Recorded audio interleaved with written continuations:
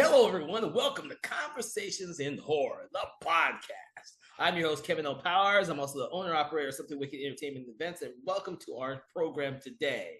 Now, if you've been with our program for as long as we've been in operations, which is now almost 2 years, you will realize that what we try to do is we take one individual horror film from any genre, subgenre, any decade, any of that, and then we discuss it, analyze it, dissect it, bit by bit to kind of get to the meat and potatoes of whether or not the film is any good or not, or if it is a bad movie, why it's a bad movie, or a guilty pleasure type of movie. Now, that being said, every episode has a different guest host with it, and our guest host today is Dave Watkins, who we want to thank for joining us again. Thanks for having me on, man. I'm excited to be here again. It's great to have you on the show, especially when we are celebrating the 4th of July. And what better film to kind of dissect and critique on the 4th of July than William Lustig's Uncle Sam? Oh, do we remember what year this is from, Dave? I don't have that on my... That's 1996. Yeah, because I remember it was in the 90s, but I couldn't remember the exact date. Because this is... So July 4th is American Independence Day. Just in case everybody remembers that. Oh, Jesus. It's funny the way it's like kind of known for 4th of July, but then it's like, wait a minute, what is it exactly? Well, the thing about this movie is it was coming towards the end of William Lustig's cycle. He did a lot of films in the 70s, 80s, and towards the end of the 90s, he was doing less movies. And unfortunately for us, I think this is one of his last movies, if I'm not mistaken. I have to look that up. Yeah, you're right. It's definitely later in his filmography. Yeah, and so it's not nearly as good as some of his other films. But before we get to all that, we're going to go to the plot of this one because I know there's a lot of people out there who has not seen this film, but I do want to get kind of your original impressions on the movie. Did you see it when it first came out, or did you see it recently? Yeah. So I didn't see it when it first came out. That 1996, I think.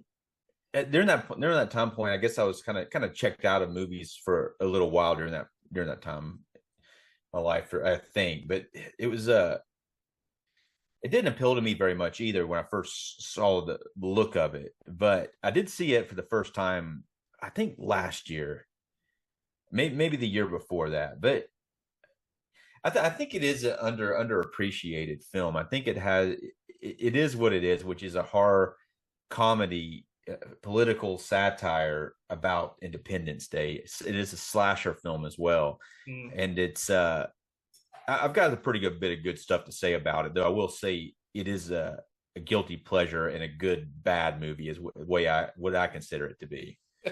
I think because I actually saw this when it originally came out, so I had a lot of thoughts on it when it originally came out, and and I knew who William Lustig was in a lot of his films that he had done at the time.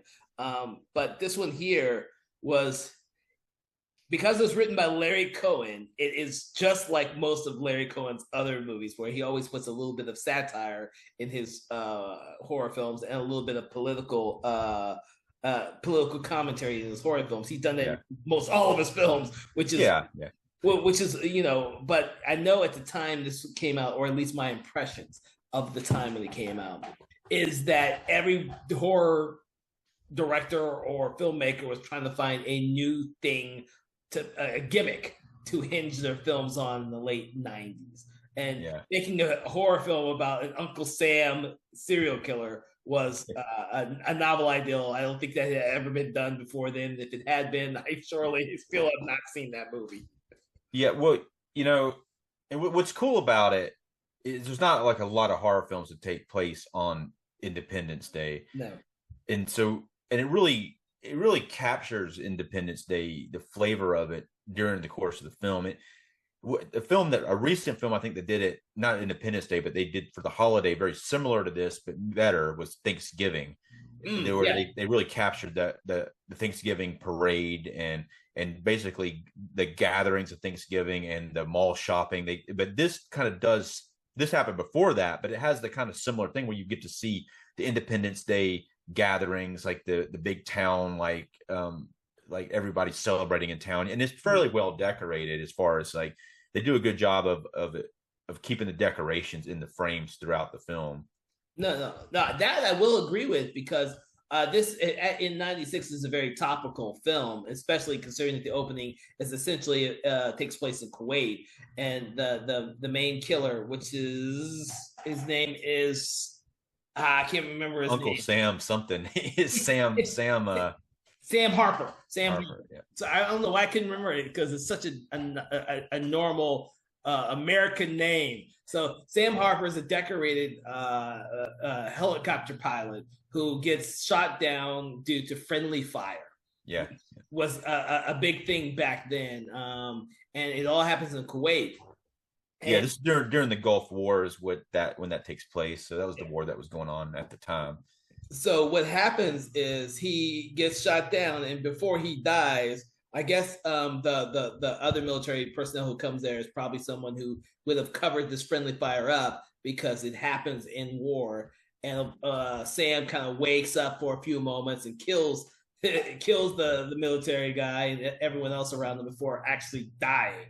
And then of course his body is flown back home, and he's essentially being decorated and buried right around the exact same time as the 4th of July is happening. Now, I don't really know how much time has passed between when he actually dies and when all this.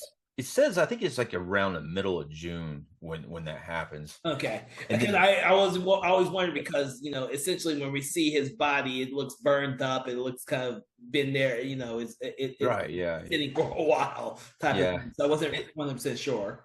And some of that reminds me a lot of William Lustig's other films, Maniac Cop. It looks a lot like the charred Maniac Cop that it looks. Yeah, it's almost like maybe a bit of a homage to it.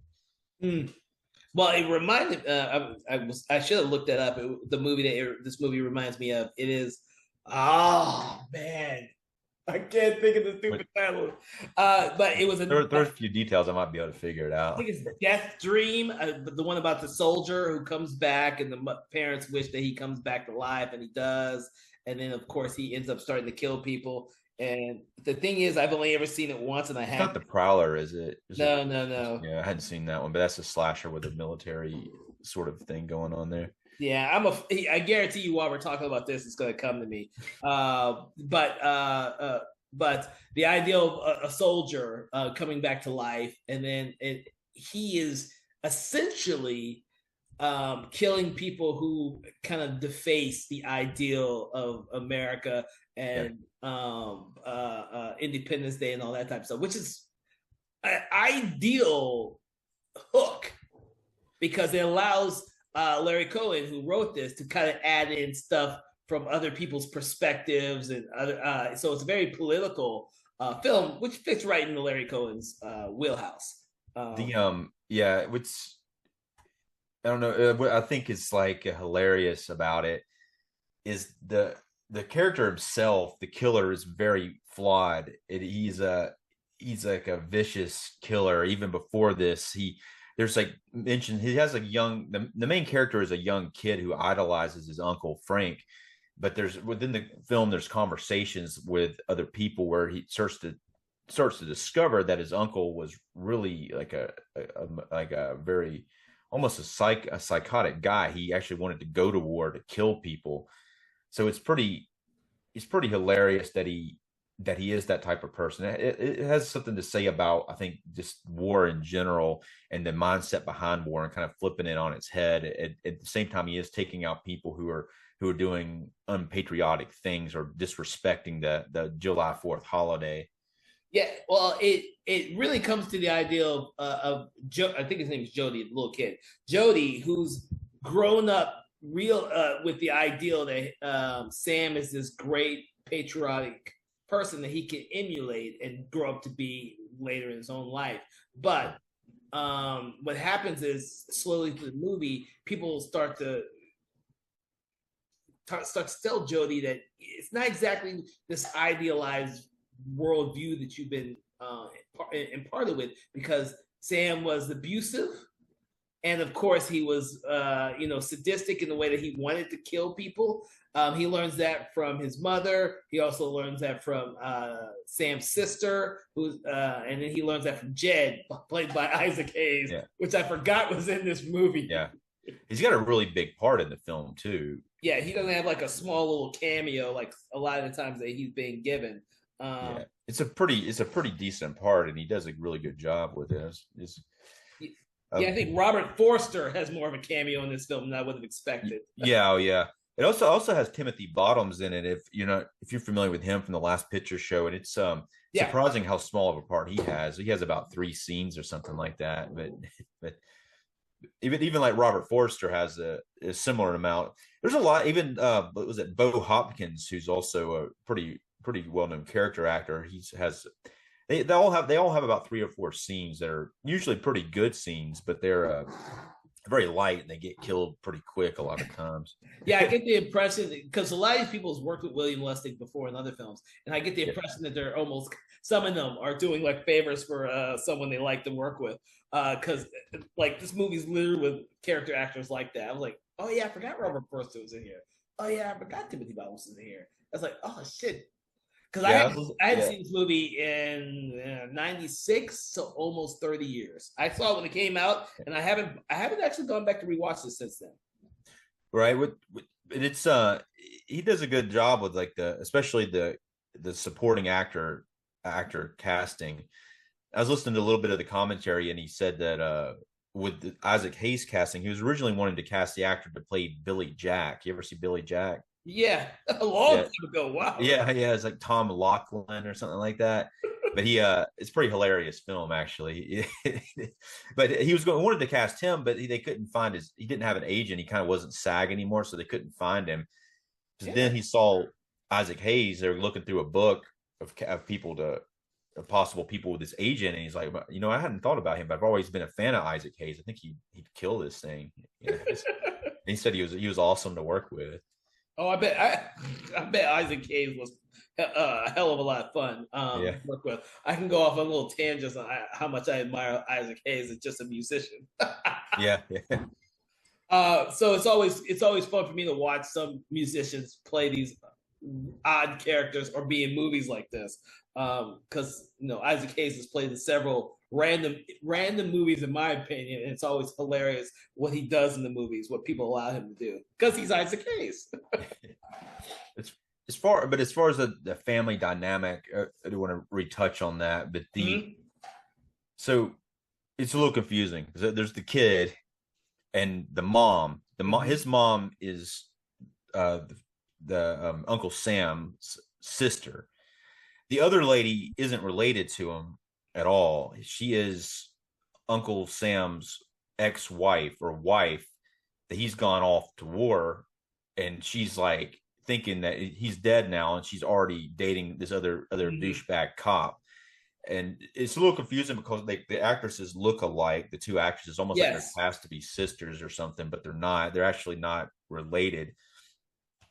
There's some implications in the dialogue that Frank was abusive to his sister. It even lends, maybe it was a sexual thing with her as well. It doesn't say that explicitly. No, not explicitly. It is to indicate a little bit. Maybe that has to do with the way he picked a wife that looked a lot like his sister, which would make sense. Oh. Yeah, that's an interesting thing to put. Yeah, he's a pretty mental guy, and he's also got a very odd sense of honor in a way. He's kind of got his the way he wants to be. He mistreats the women in his life, but then he goes off and he thinks he's a hero, but then he wants to punish people who he thinks are doing things the wrong way. He's got an odd sense of the way he thinks the world should be. Yeah. Which actually works well with the ideals that they're playing with regarding when I look at Sam, I kind of look at what could happen when soldiers have PTSD, and so soldiers come back from war and they're completely different than when they left for war, so despite it's not the case though with Sam. I see where you're going with that, but go. I'll let you finish. Sorry, go ahead. well, yeah, it's not so much the case because in this film they want to make him out to be a very bad guy before he went to war, and not so much war made him into a bad guy.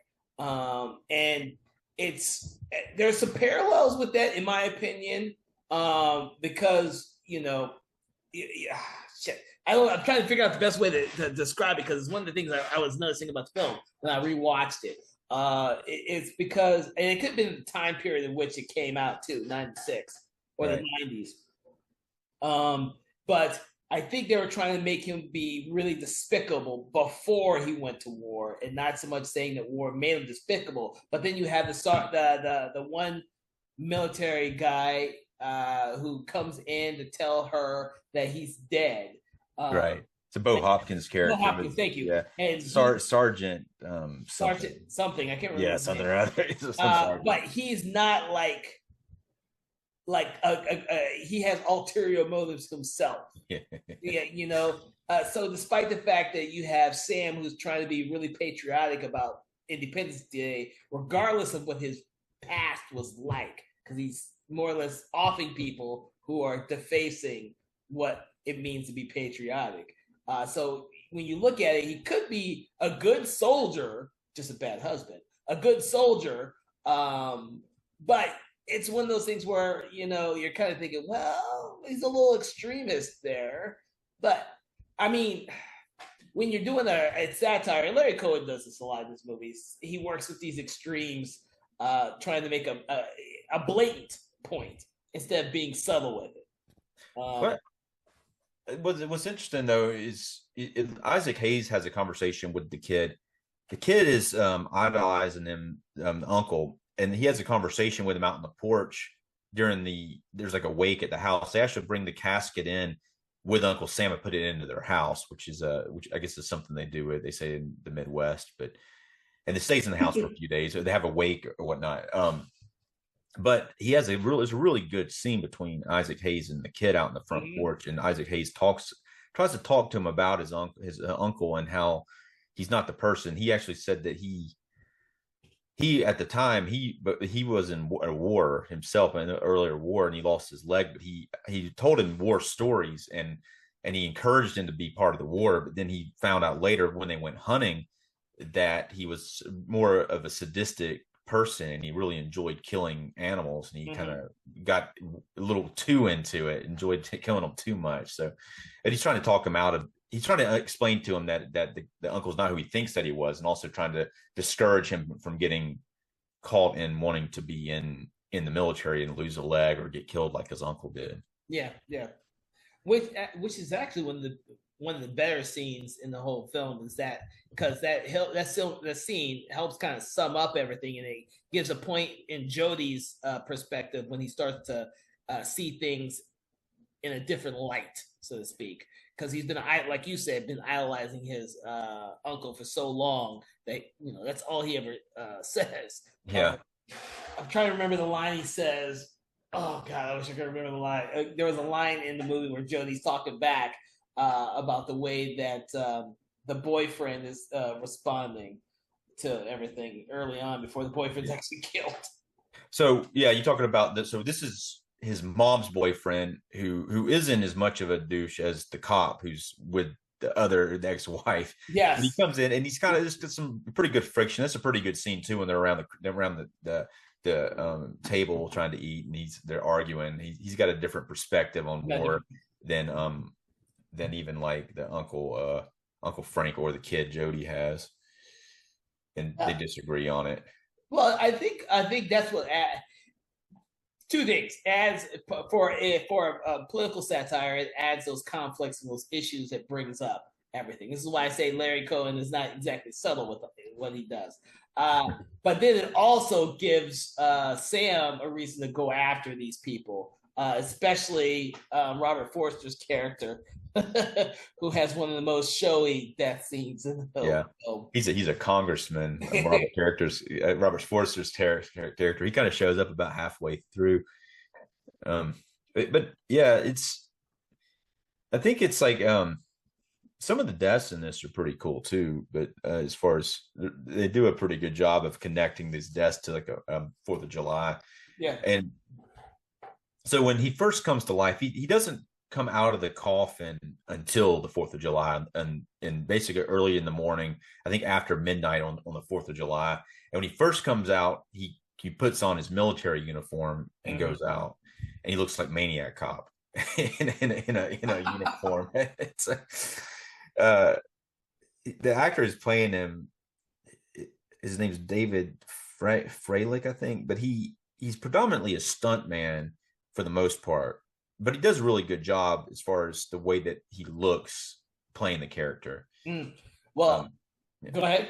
Yeah, then after that, then he he gets the costume. He's in the Uncle Sam costume for most of the film, but there's this really odd scene where like someone who's supposed to be in the parade the next day is on these stilts, and he's like peeping. The only nudity in the whole film, there's a girl in there getting undressed, and you see her butt or whatnot, but you don't see much. But he's like peeking in the window, checking it out, and then he kills that guy, takes his suit, cuts it. Well, that's one of the funniest, a really funny scene in the movie that seems out of place, because how does a guy on stilts really think that he can get away with what he's doing? He's essentially peeping in a neighbor's house, but when he gets caught, he tries to runs away in stilts. Yeah, how is he going to get off of the stilts to begin with? Is the question. how do you get off the damn things? You know. You have to have an assistant to get you into the stilts, and out of the stilts, you would assume is an assistant as well.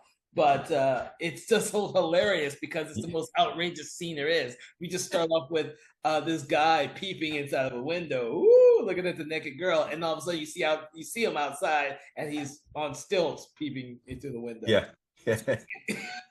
yeah. The first time I saw it, because I knew that he was going to be dressed up like Uncle Sam. When I first saw it, I thought that was him dressed up, because it was such an odd scene. You see the girl undressed, and then it pans to the window, and then there he is, and it's like, well, he already got the costume. Where did he even get it from?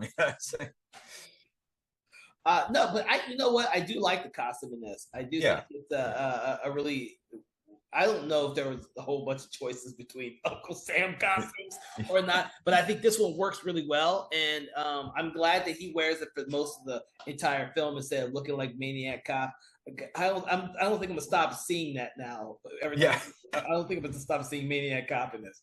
But thankfully, when they reveal him at the end without the costume, it's actually really good makeup, and so he looks pretty damn good. But he's in the costume for most of the entire film until the very end, and I think it's very effective. Uncle Sam costume. I thought it was I don't know where he got the dance. Yeah, I agree. I thought it was great. I thought it gave it a really good flavor too. And he's able to blend in. He go to the parade and the gatherings, walk around, and most of the time people don't notice him. Nope. You know, even if you look too really close, you see he's all got yellow eyes and charred skin, but you have to look real close. Apparently, no, it's okay. You know, we're used to seeing that in slasher films. I mean, you mentioned Thanksgiving, and that's a great example of another type of similar style film there. With even more extreme gore in that one. Yeah. I think in this film when it came out in the 90s, it was more for fun. But you know, well, you know, it's like I was thinking that too. Sometimes to me, it's almost like there's definitely opportunities here to get really ridiculous with the gore. And for some reason, I was okay with it not getting ridiculous, because the first time there's an opportunity to do it good is when he takes the costume from the guy. And the way he kills that guy, he takes some shears and because he cuts the costume up so it fit his legs, and then he goes to cut the guy. He pretty much cuts the guy's head off with the shears, but it doesn't show anything. Mm-hmm. But he could have really done it up there, and they choose not to. And I was actually kind of okay with it at the time. And then I'm trying to remember who was. So then, there's these prick 3 idiots in the cemetery, like burning a flag or some shit, you know? Yeah, like they are, but they're right near where his grave is, I believe, and so obviously they got to get gone because they're burning the flag, and they're like. And they're really going at Yeah. Brendan Fleck too. Yeah, they were completely not giving a shit that anybody would catch him or not. I Like, almost feel like they were doing it on purpose, right over his grave there, purpose, you know. yeah, But yeah, but they I guess Uncle Sam has a lot of fun dispatching those three people. yeah, Um, yeah, and I really do think that you have to have your tongue firmly in cheek when you're watching this film because, like other William Lustig film, like Maniac Cop, I mean, that's another movie where you kind of where like it's a cop who's killing other bad people, but he originally was more or less innocent but extreme. Like he's violent, and then he gets killed himself when he gets thrown into prison, and then he's still killing people. This guy is very similar. He's kind of a little sadistic, worked for the government, and he did his job, and then of course he died of friendly fire. So I think some of those themes can kind of come up again and again. yeah, And they actually make for, if you were to actually look at all William Lustig's films, you could probably see kind of a parallel pattern for them because Larry Cohen and him probably worked on, I don't know whether films, if they worked on any other films. yeah. Several of the Maniac Cop films, for I'm sure. trying to think of the other ones because I know because Larry Cohen used to sell a lot of scripts back in the day. Yeah, For some reason, there's so many films that he's just randomly has written, which is kind of interesting in and of itself. yeah. He did like I don't know if Larry Cohen wrote it, but Lustig did Maniac and also Vigilante. Oh yeah, Vigilante. Yeah, Vigilante, he's probably written by Larry Cohen too, more than likely. That one stars Robert Forster. yeah. I know that's where I immediately came from because I recently just saw that one a couple years ago because I finally found a copy of it. I was like, because Oh yeah, Blue Underground did the copy I have. yeah. I got it too. I thought it's pretty solid. Yeah. I was like, I finally, I can see this damn movie because I couldn't find it any damn where. And that's the problem with these films, like this one, Uncle Sam. You don't hear these films talked about much. Vigilante, Maniac Cop, maybe one of William Lustig's more well-known films. Not only because it has Bruce Campbell in it, but it's also a really solid movie. yeah, You know, but like I would like to know what people thought about this movie, but in all good honesty, until we decided to do this for the podcast, I haven't heard no one who actually has talked about this film, which is kind of sad. Because especially in this day and age, but so many people are saying horror films don't have any like don't have any type of contemporary political ideology in them. And I'm going back and I'm thinking, well, Larry Cohen did this shit for fucking years. yeah. I mean, to me, it's like this film. If you were to take out the Gulf War aspect of it, it could work with the stuff going on now just as well. Yeah. I don't think it's any different, really. So No, I mean, no, I was thinking about that. And I was thinking you could definitely do a modern day version of this film and talk about whatever freaking conflict is going on right now, especially, with the idea of our government using our military within our own borders now. yeah, It would be so topical and still make it relevant if you had Uncle Sam Killer killing people on Independence Day and all the different factions of what it means to different people. I don't know who we'd go after and kill him exactly. Who is right and who is wrong, this one, it's a little bit more clear cut. It simply is people who deface, the patriotism and the government are got to go. But I think that's kind of like a little. Some of it makes it a little off-putting because of like so many of the characters or have to be written in an unlikable way for it kind of to be okay for them to get killed off. But there are a few exceptions, especially Timothy Bottom's character, who's a teacher, who he's having a conversation with the students about war and having a bit of a disagreement, but it's not like an aggressive disagreement. He just doesn't agree with it. Yeah. And he's trying to have a conversation, and that's what gets him killed. But you got a few characters like him that are more likable because they don't make them but most of them they make out to be complete shit. So when like Robert Forster's character and Will Hoxton's character, they just like completely unlikable. Yeah, and the cop who was trying to make the moves on his girlfriend, so to speak, or his wife is his wife. I think. You're right. They do make some of these guys a little bit sleazy when you think about it. Yeah. So that when they die, you're not feeling too bad about them. I think Timothy Bottoms is probably the one character you kind of like.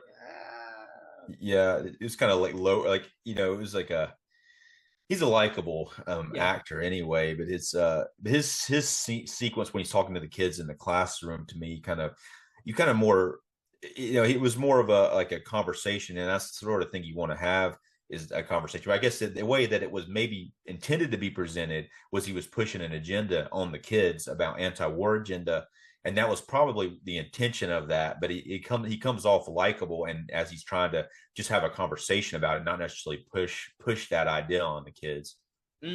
That's interesting because I you know what, you might be closer to the truth on that one. I think you're right, mostly because I think that Timothy Bottoms he probably played it more likable than he was probably supposed to.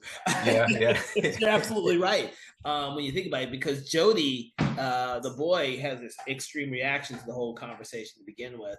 And I think he has to have that extreme reaction because he's like 125% the patriotic child. Like, it's an idea. It's an image that is an ideal that would be great for a young kid if they could decide that they also need to be able to be open-minded to other people's opinions and thoughts without being an extremist, like his uncle eventually is portrayed as. Yeah. It's a very interesting concept. The whole Uncle Sam concept may not have been as executed as neatly as could have been, but also it's one hell of an entertaining movie nevertheless. Right. And I wonder, as a filmmaker back in the 90s, trying to juggle between having a film that's entertaining and engaging versus also making a political statement or a commentary on something, and which battle that filmmaker ended up winning. Because I think for me, this was very like right on the nose with everything he was trying to say, which, like if you watch Get Out, it may be a little bit more subtle, not as extreme. So I don't know. What do you think is more? I mean, I don't know which one's more effective and which one. Clearly, Get Out's going to win that, but I don't.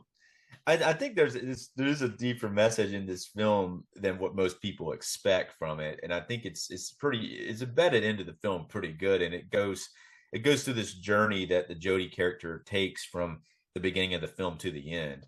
Now, I'm not entirely sure what exactly they're trying to say. I do think that it is an anti-war film, and I do believe that, and but at the same time, it's just because of it seems the way the end scene. I'm not sure. I mean, I'm not sure exactly that look on his face. I'm not sure what exactly that means, But at the same time, you do have a nature versus nurture thing here, where you have him growing up with a caring mother, but he does have this nature in his bloodline of this psychotic uncle that may be in his blood to begin with, and it may be unavoidable going in that route. But he doesn't seem to have that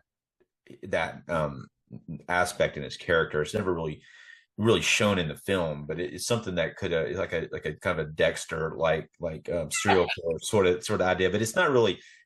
He does appear to be a good kid and a good character. He doesn't seem to have the psychotic tendencies that his uncle has, even though he does seem like he could go in that direction.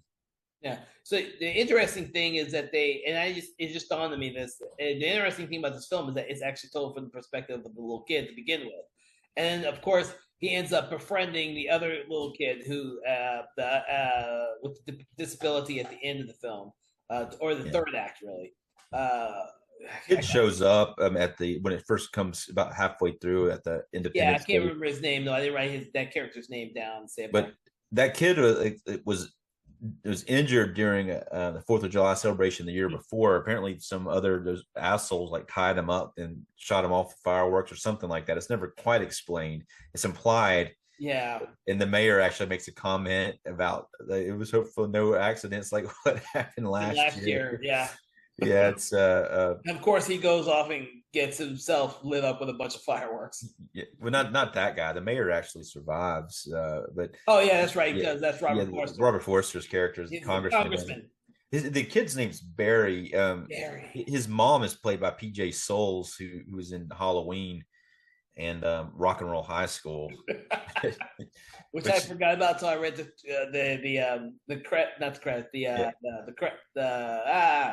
you might as well say credits. Should I say PJ Souls is in this?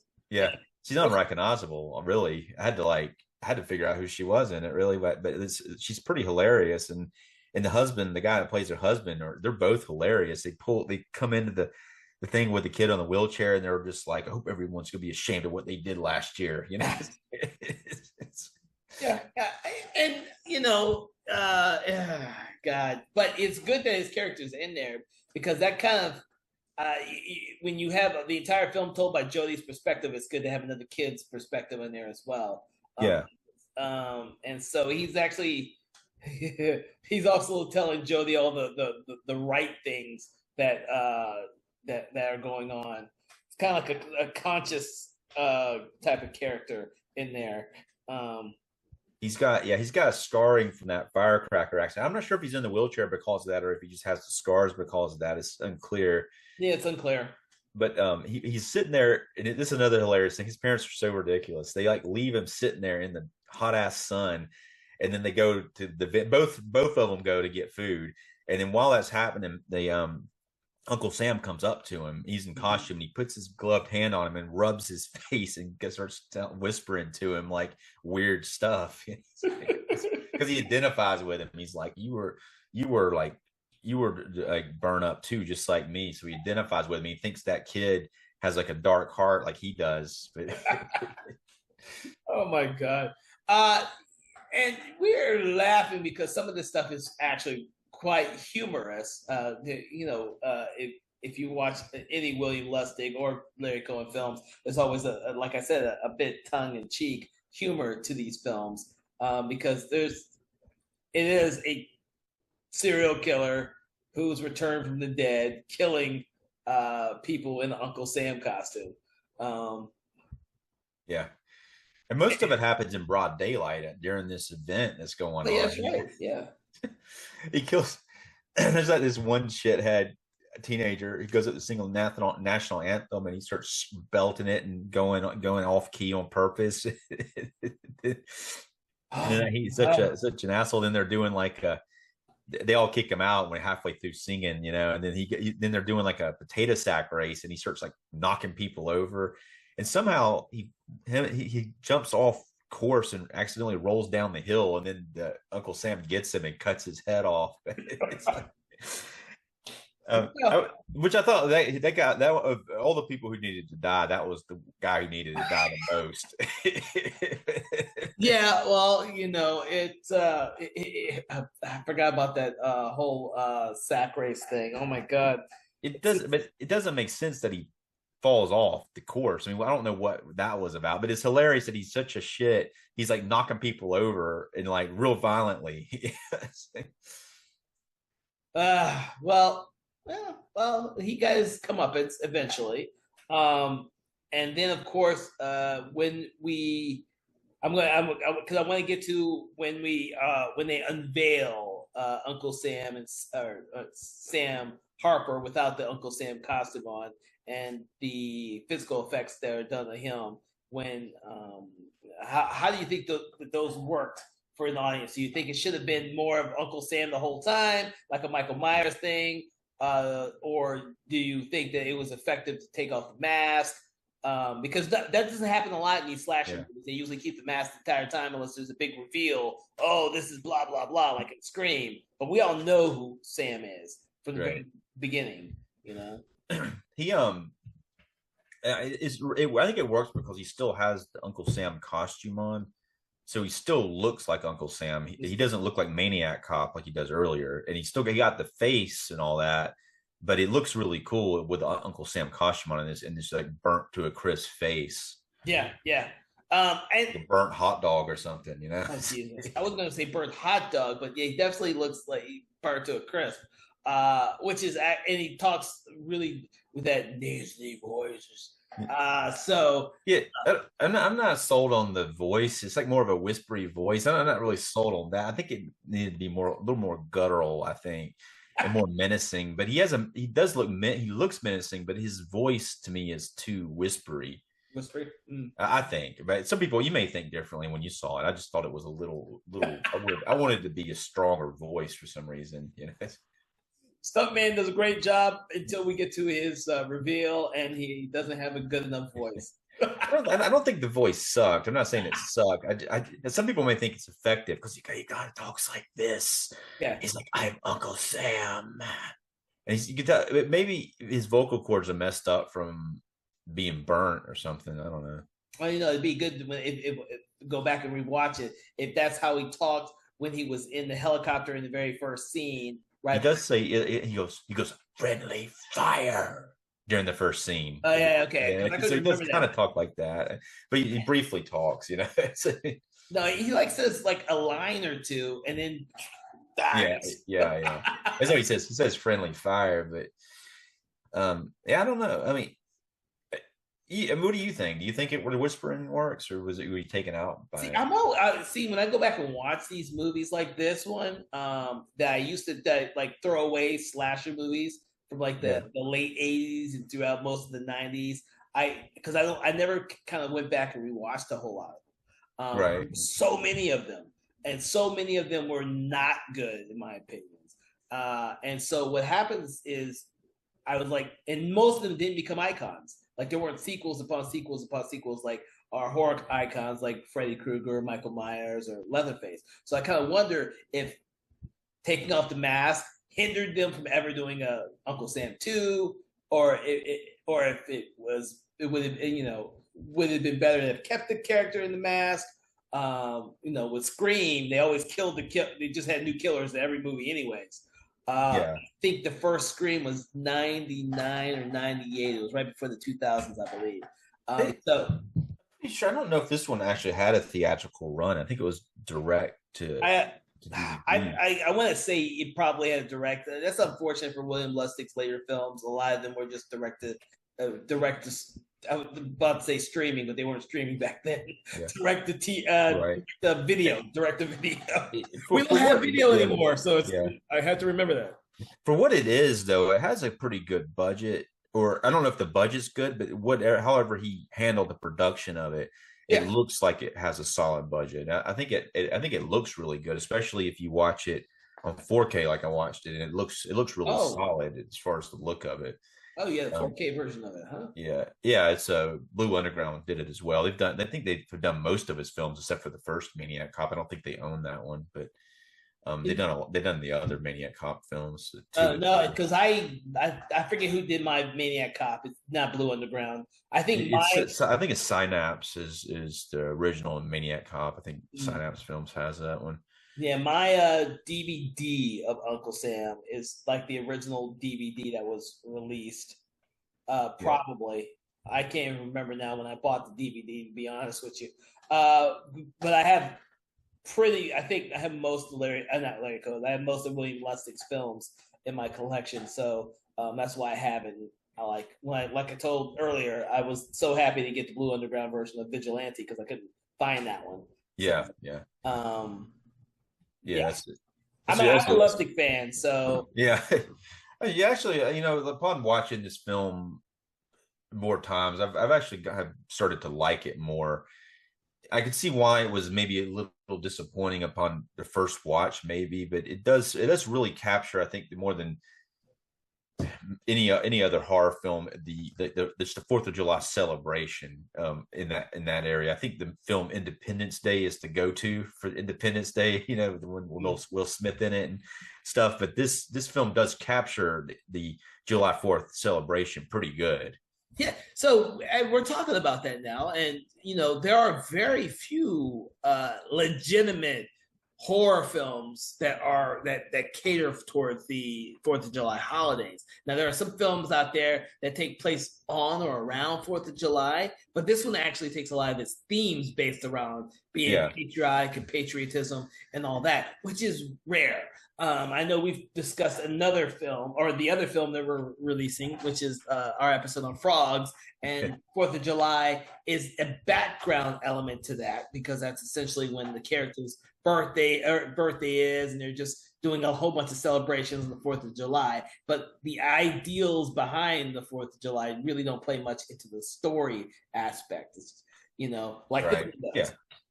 In this, I mean, they embrace it. They completely embrace it. Yeah. And this one can be called a 4th of July film, where say something like Frogs or I Know What You Did Last Summer, they touch on those holidays, but they don't embrace the holiday into their themes. Yeah. Even like a lot of times they have some decorations, but this one's decorated out. Like they really had to put a lot of thought into the set deck and things of that nature throughout the film.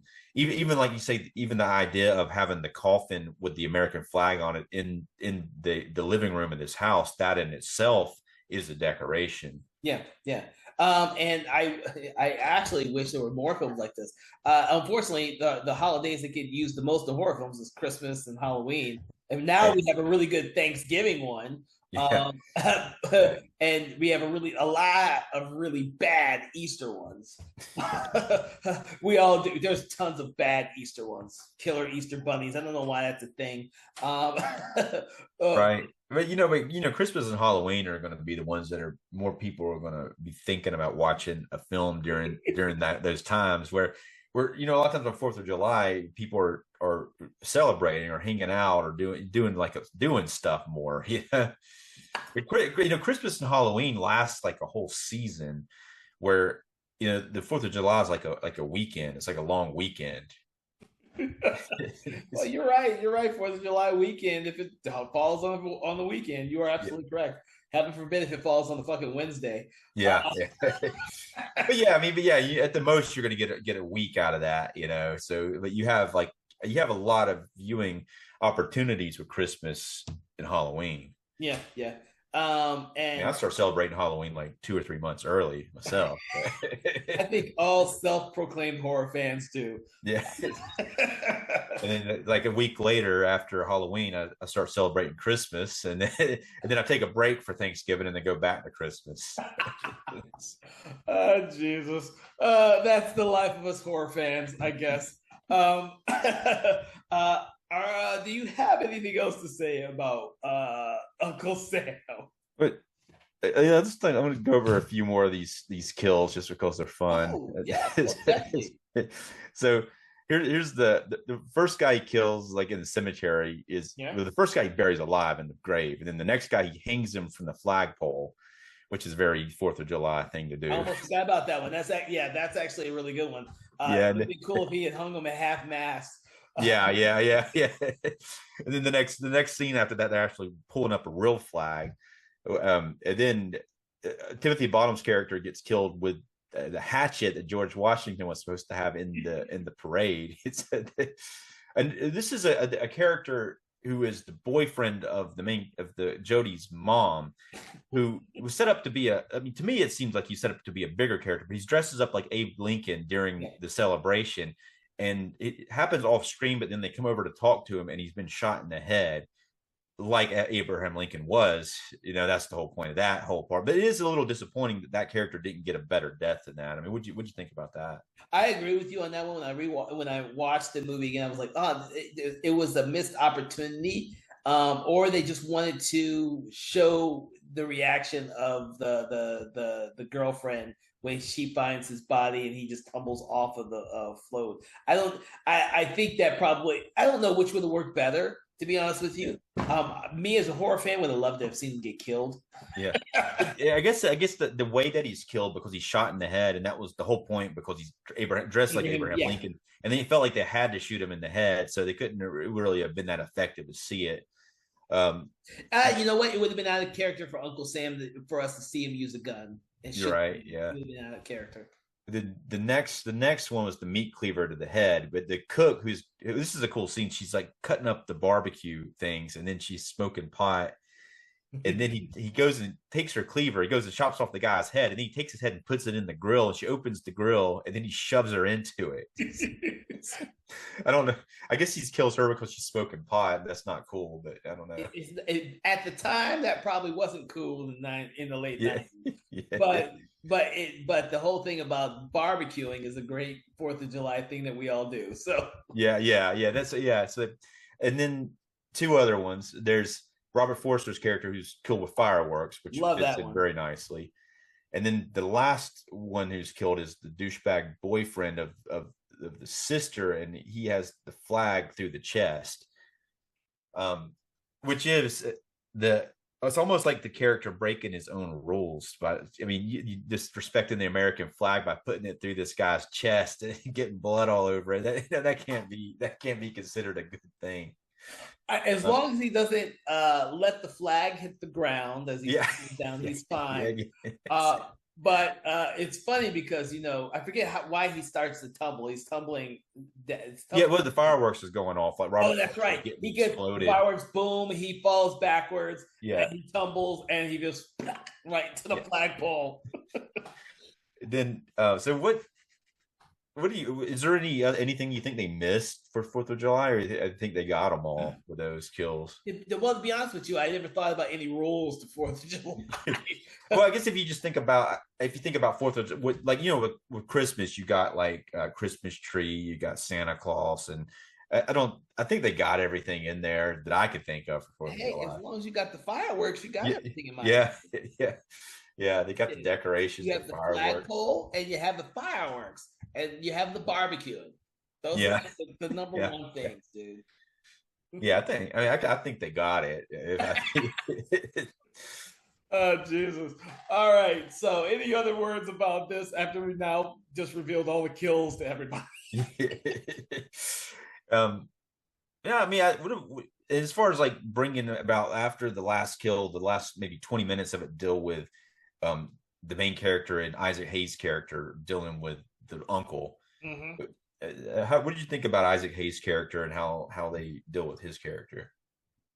So, with Isaac Hayes' character, I think it's important to have someone who was in the military who was affected by that and was at first the inspiration for Sam, even though he then kind of like he regrets telling Sam all those war stories that pushed him into being that wanted to go into the military, and that was before he realized how sadistic Sam was.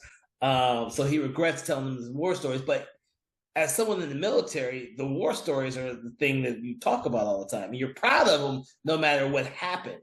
So Yeah. he regrets some of that stuff, and it's very interesting. And that's why I like his character in this movie more so than most any other movie he's done.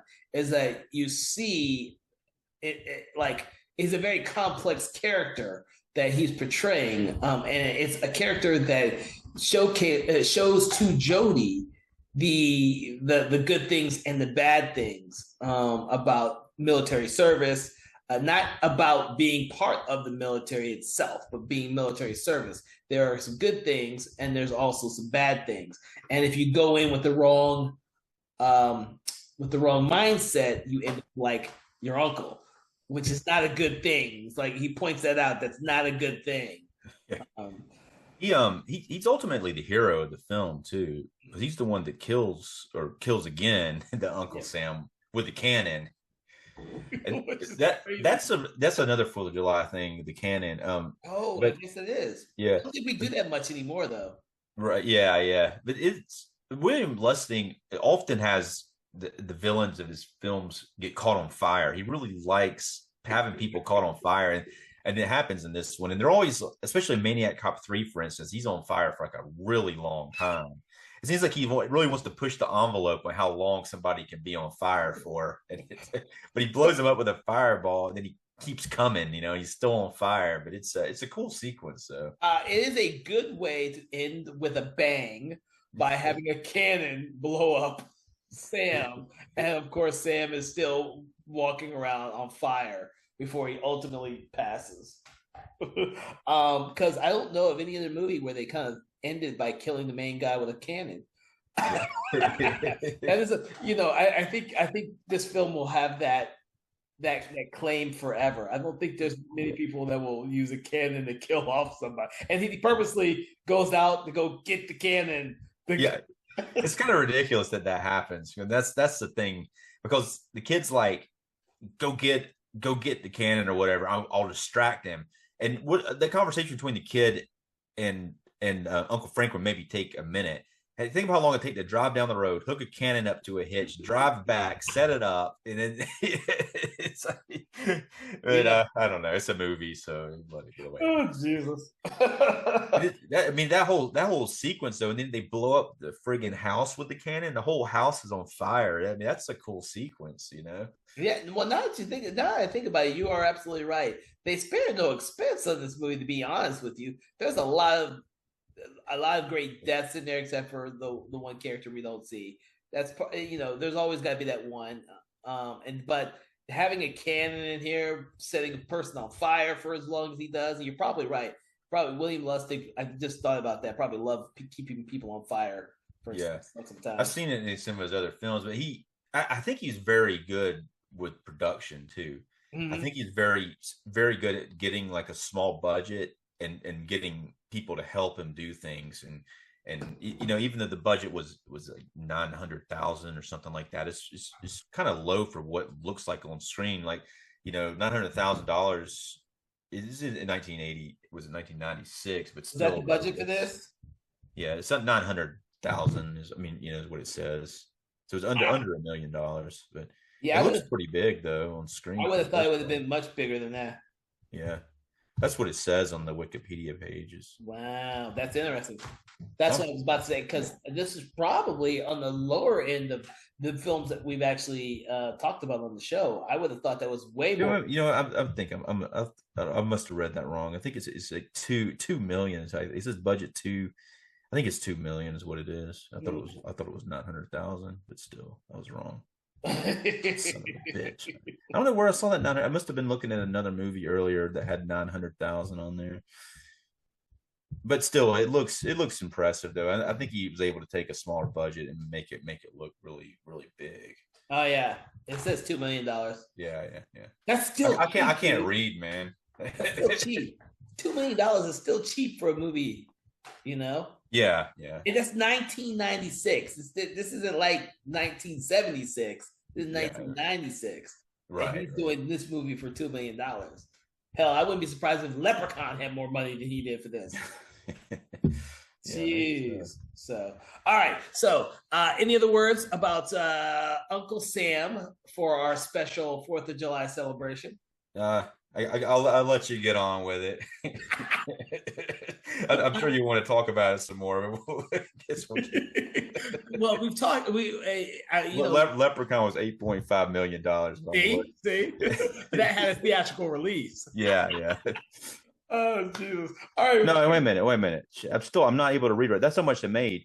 Leprechaun was $900,000. What that? I know I saw that. I wasn't looking at Leprechaun earlier, but I saw that number on something earlier. All right. I don't know what to believe now, dude. That 900,000 stuck in your brain. Yeah, but no, it really says that's the budget of Leprechaun. Oh Jesus! And that had a theatrical release. So. Yeah, and that made $8.5 million. But I bet you Leprechaun 2 had a huge budget in comparison to that. Oh Jesus! Well, for everyone out there listening, we usually rate the movies from 1 to 5. 1 being bad, 5 being excellent. Where on the spectrum do you find Uncle Sam, Dave? I'm going to land it at a 3. I think it's a solid comedy slasher with some political undertones, and the more times I see it, the more I like it too. So I've seen the movie twice now, and originally I would have given it a 2, maybe 2.5, but that's because I've loved his Maniac Cop film so much more than this, and some of his other films so much more than this one.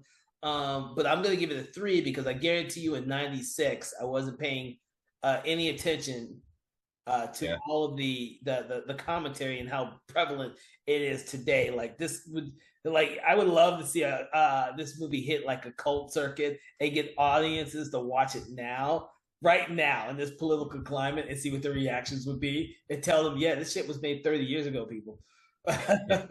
Watch this. So I'm gonna give it. I'm gonna give it a 3. I'm being generous with this because I know a lot of people who can't appreciate the types of film William Lustig does, like some of us horror fans can. Just will think of this as just another one of those straight to DVD slasher movies and just dismiss it. But that's the thing that I don't want people to do, and that's one of our goals on the show, is to not let people just dismiss films outright. I know a lot of people probably have dismissed this film. It looks like a standard little slasher film if you watch the trailer, but you watch it and it's not. It's kind of cleverly written in its really satire way. But I think too, though, it's like there's something to be said about something that's completely like a slasher film and a slasher film, and it's just fun.